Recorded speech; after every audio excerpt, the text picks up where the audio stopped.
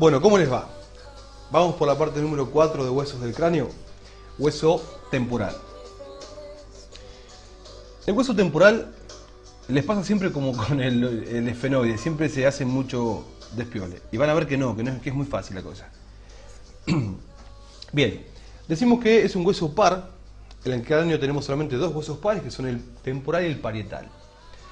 Este hueso temporal va a articular hacia adelante con el malar, con la porción horizontal del malar, y forma lo que se llama arcada cigomática, que va a insertar a un músculo que es el músculo macetero. Y articula también hacia adelante con el ala mayor del esfenoide. Hacia arriba, por medio de una sutura escamosa típica y característica, es decir, dientes cortados en bisel, lo hace con el parietal. Hacia atrás con el occipital y hacia abajo con el maxilar inferior por medio de la articulación temporomandibular o ATM de los odontólogos. Este hueso va a derivar de tres puntos de osificación. Es por eso que tiene una porción posterior que es la porción mastoidea, representada fundamentalmente por la apófisis mastoides, que en su cara interna presenta la ranura digástrica para insertar el músculo vientre posterior del digástrico. La mastoides inserta cuatro músculos. Se suele preguntar qué son: el esternocleidomastoideo, por excelencia y de cabeza, el splenium capitis, el complexo menor o complejo menor y la porción posterior o vientre posterior del digástrico. Después tenemos la porción de la escama, que tiene una placa redondeada cóncava hacia adentro con dientes cortados en bisel, que es la escama, y hacia adelante una porción tubular ósea, que es la apófisis cigomática. Y la tercera porción es la porción petrosa o petrotimpánica, representada por el peñasco, que no se ve desde la cara externa. Acá tenemos la porción mastoides, la porción mastoidea representada por la apófisis mastoides en realidad, la escama, donde se inserta el músculo temporal, que es, al igual que el macetero, otro músculo masticador, que va a insertarse distalmente en la apófisis coronoides del maxilar inferior. Esta es la apófisis cigomática, que en su raíz se engrosa y forma el cóndilo, por detrás la cavidad glenoidea para la ATM y por detrás el conducto aditivo externo. Si vemos el peñasco desde adentro, si vemos el temporal desde adentro, tenemos, esto es anterior, superior, inferior y posterior, es un temporal derecho, sigue siendo derecho. Tenemos la porción mastoidea, la porción escamosa, donde vemos unos surcos dados por la arteria meningia media que se arboriza, y el peñasco del temporal en la porción petrosa. El peñasco del temporal es una estructura que tiene forma de prisma cuadrangular, es un obelisco que está acostado, se dirige hacia adelante, hacia adentro y un poco hacia abajo. Acá lo vemos perfecto. Este es el borde superior del peñasco. En el peñasco encontramos cuatro caras.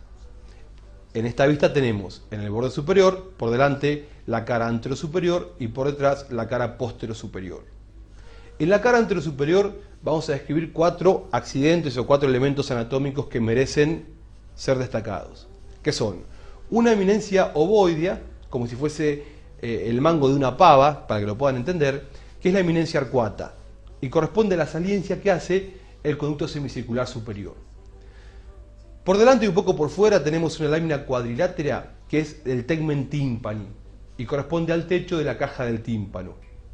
Entre ambos tenemos los hiatos de falopios por donde van a pasar los nervios petrosos. Y por último vamos a ver en la parte del vértice del peñasco, en la cara anterosuperior, el cavum de Meckel, que es una saliencia donde la dura madre se refracta, hace una cunita donde se deposita el ganglio de Gasser, que pertenece al trigémino. En la cara posterior superior tenemos el orificio del conducto aditivo interno. Acá se ve la apófisis mastoides, pero no pertenece a la cara posterior superior, y el acueducto del vestíbulo, que sí pertenece a la cara posterior superior. Estas estructuras las vamos a entender después cuando veamos oído. Si lo miramos de abajo al temporal, sigue siendo derecho, esto es interno, externo, anterior, posterior, vemos la apófisis cigomática, que nace o presenta dos raíces, una raíz horizontal, que se engrosa y forma el cóndilo, y una raíz vertical. Acá les hice un esquema para que lo puedan entender mejor. La porción anterior o libre de la apófisis cigomática articula con el malar. El nacimiento lo hace por medio de dos raíces. Una raíz interna horizontal que se engrosa en una estructura ovoidea que es el cóndilo. Por detrás tenemos la cavidad glenoidea con una porción articular para el cóndilo del maxilar inferior y una porción no articular. Y por detrás de esto tenemos el conducto aditivo externo.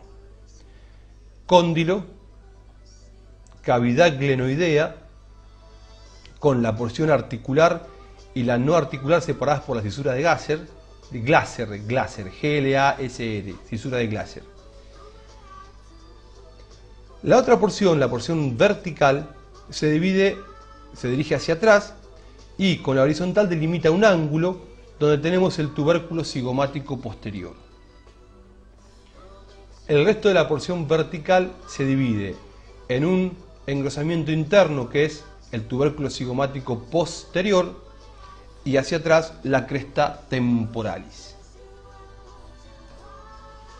Acá vemos la apófisis cigomática y luego sí tenemos el peñasco, visto desde abajo. Acá tenemos el borde inferior, o sea que esta es la cara postero-inferior y esta es la cara antero-inferior. En la cara postero-inferior vamos a encontrar de adelante a atrás y de afuera adentro el orificio del conducto carotidio. Acá ingresa la arteria carótida interna, pasa por dentro del peñasco, que es hueco, y sale por el vértice e inmediatamente encuentra al seno cavernoso. Por detrás tenemos la fosa yugular, donde el seno lateral se continúa con la vena yugular interna y después baja la vena. Esta es la apófisis estiloides y entre la estiloides y la mastoides el agujero estilomastoideo por donde pasa el nervio facial. Ahí está. ¿Sí? Estos cuatro elementos tenemos en la cara posterior-inferior. En la cara anterior-inferior, y ya para ir terminando con el temporal, tenemos la apófisis vaginal que enfunda a la apófisis estiloides y por delante y por fuera de esta la porción no articular de la cavidad glenoidea. Este es el temporal visto de afuera. Ampliamos la parte mastoidea y vemos que internamente tiene todas celdas, que son las celdas mastoideas, que después las vamos a ver cuando estudiemos oído. Este es el conducto carotidio. Esto es parte de la caja del tímpano. Ya lo vamos a ver después. Acá fíjense, la estiloides enfundada en la apófisis vaginal. La mastoides con la ranura epigástrica, donde se inserta el vientre posterior. Acá vemos el peñasco, dirigido hacia adelante, hacia adentro y un poco hacia abajo, que está separado, la que me faltaba, el teléfono, que está separado del ala mayor del efenoides por el medio del agujero rasgado anterior, por donde no pasa nada, y separado del occipital hacia atrás y hacia adentro por el agujero rasgado posterior, por donde sí pasa el 9, 10 y 11 par craneales y la vena yugular interna. Y sí, muchas gracias, grabé el video 5 veces y por el teléfono no lo voy a grabar una sexta. Éxito, gente.